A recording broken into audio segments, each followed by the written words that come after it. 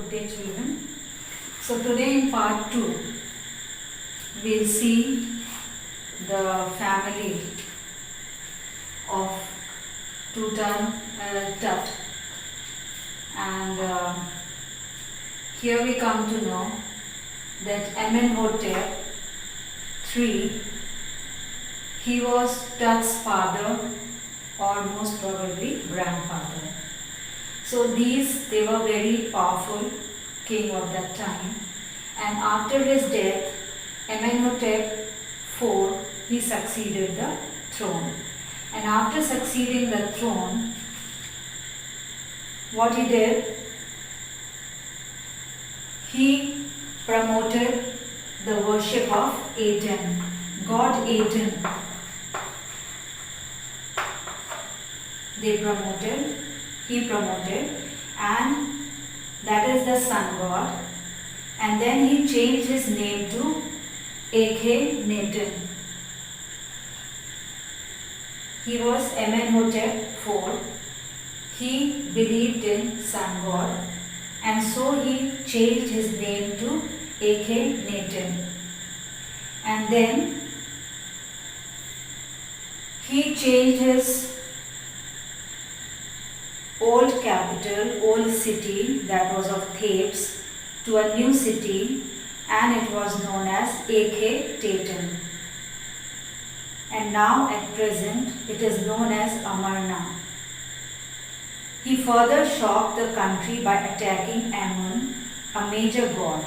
So the previous kings, those who ruled Egypt, they worshipped god Ammon. So this fellow, Akhenaten, he attacked that god. He broke down the statue, he broke down the temple, and then he erected a new temple, and in that god Aten was set up. The family that he ruled, that had ruled for centuries, was coming to an end, and then Akhenaten went a little wacky. So the rule of these famous kings, it was coming to an end because this Akhenaten, he became a little bit mad. So it was sure that the powerful rule of those people now was going to an end. After Akhenaten's death, a mysterious ruler named Semenkhare, this fellow, he took the throne, means after his death he became the king, and he remained only for few years. He did not live for a very long time. He disappeared. He exited from the scene. Means he died, or what happened, God only knows. And then a very young Tutankhaten. Now this Tutankhaten, whom we call Tut, he became the king. And today he is known as Tut. The boy soon changed his name to Tutankhamun. Then again he changed his name to Tutankhamun because these people, they believed in Amun. So related to that god, he changed his name to Tutankhamun. And then a restoration, he brought the old ruling back in his place. He reigned for about 9 years, and for 9 years he lived, and then he died unexpectedly. Means he was in his teenage he died. Regardless of his fame and speculation about his fate, Tut is one mummy among many in Egypt. How many? No one knows. So this person, Tutankhamun, he was said to be the famous king because people wanted to know the mystery of his death and the age, at what age he died. So they say that many mummies are buried in that cemetery, and among them one mummy is of Tut.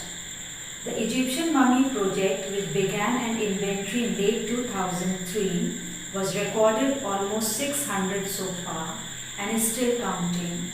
And in 2003, when the inventory was going on, they came across 600 of the bodies, and still more bodies were there that were being added to the counting. The next phase, scanning the mummies with a portable CT machine donated by the National Geographical Society and Siemens, its manufacturer. King Tut is one of the first mummies to be scanned in death as in life, moving regally ahead of his countrymen. So this CT machine, that was the portable machine, and it was donated by National Geographic Society and Siemens, who were the manufacturer. So Tutankhamun, his body was the first body that was to be CT scanned. So he was said to be moving ahead of his countrymen. Means among all these rulers, he was the first person, he was moving ahead of them. A CT machine scanned the mummy head to toe. So when the CT scan was done, from head to toe, the scanning was done, creating 1700 digital X-ray images in cross sections. So 1700 digital X-rays were done. Tut's head scanned in 0.62 millimeter slices to register its intricate structures, takes on every detail in the resulting image, and his head was scanned in 0.62 millimeter slices. With Tut's entire body similarly recorded, a team of specialists in radiology, forensic anatomy began to probe the secrets that winged goddess of a glided burial shrine protected for so long. And the entire team, which consisted of radiologists, forensic and anatomy, they all saw the secret that the winged goddess that was gilded on the burial ground, she was protecting these bodies. The night of the scan, workmen carried Tut from the tomb in his box, and when the scanning was to be done, the body was carried out. Like pallbearers, they climbed around and a flight of stairs into the swirling sand outside.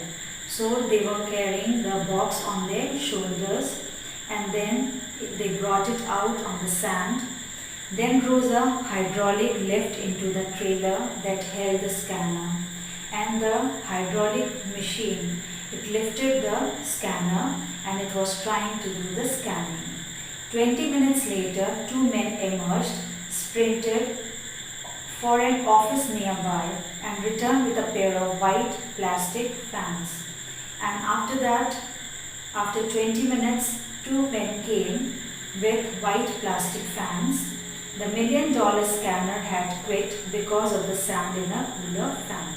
And the CT scan, it stopped working because sand went inside it, and they say that it was the curse of the Pharaoh. The guard, he joked that it is the curse because we have disturbed the body, we have disturbed the King Tut, so it is a curse, and because of that the scanning machine has stopped working. Eventually the substitute fans worked well enough to finish the procedure.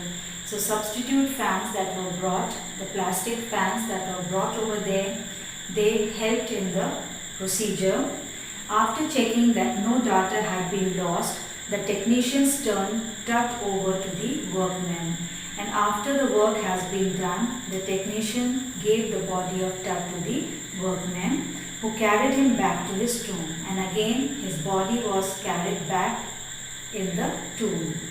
Less than 3 hours after he was removed from his coffin, the Pharaoh, again rested in peace where the funerary priest had laid him so long ago.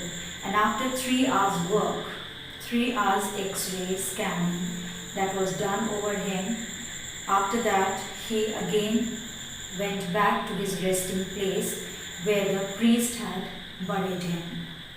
Back in the trailer, a technician pulled up astonishing images of Tut on a computer screen.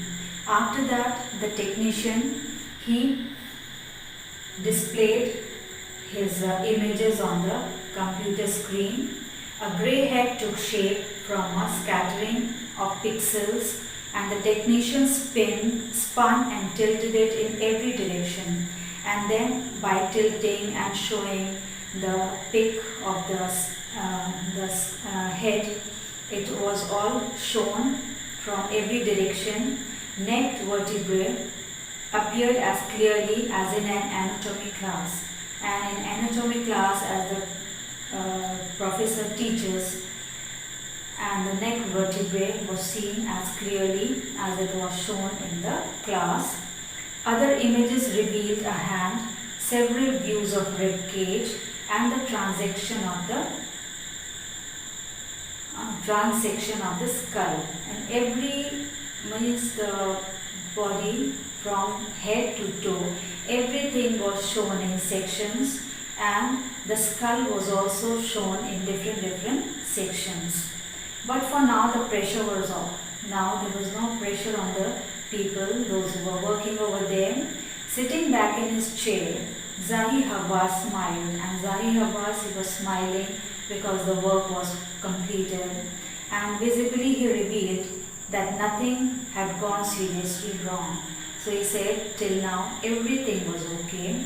I didn't sleep last night, and he told the people working with him that last night he did not sleep, not for a second. I was so worried, but now I think I will go and sleep. So he said, I was very much worried, that's why I couldn't sleep, but now everything is all right and I am going to sleep. By the time we left the trailer, descending metal stairs to the sandy ground, the wind had stopped. And when they started moving away from that area, the sandy wind that was blowing, it stopped. Everything became calm and quiet. The winter air lay cold and still, like death itself. And in the desert area, during the night time, the sand becomes cold. You know, the sand, it heats up fast in the daytime, and in the night time it cools. So it became very cold over there, as if it was a valley of death. Just above the entrance of Tut's tomb stood Orion, and on top of the Tut's tomb they could see Orion, the constellation of stars that the ancient Egypts knew as the solar Osiris. And the ancient people, the ancient Egypts, they call it the solar Osiris, the god of afterlife. And according to them, that is the god that is that looks after the body after the death, watching over the boy king. And from there, he is watching that nothing is going to be done to the body. So here, this part is very complicating. So I think that if you read it and if you see the book and the explanation together, then you'll be able to understand. And whatever I have written on the board, if you mark it with the pencil, if you underline it in the paragraph, then you will understand more on top that this is Amenhotep III, he was Tut's father or grandfather. Then Amenhotep IV, he became the king after their death, and then he started he started worshipping god Aten, the sun god, and then he changed his name to Akhenaten, and then after that he was succeeded by this fellow Smenkhkarê, and then after living for a few years, this fellow, he went off, and then Tutankhaten, he came to the scene. And this fellow, he again wanted to bring back the previous history, so he started worshipping Amun. So he changed his name to Tutankhamun. So this way their history goes on. So you read it carefully, listen to the explanation, and you will be able to understand the lesson very well. So that's all for today, children, and I think this is the end of the lesson, and hope everyone is understanding. Good luck, children.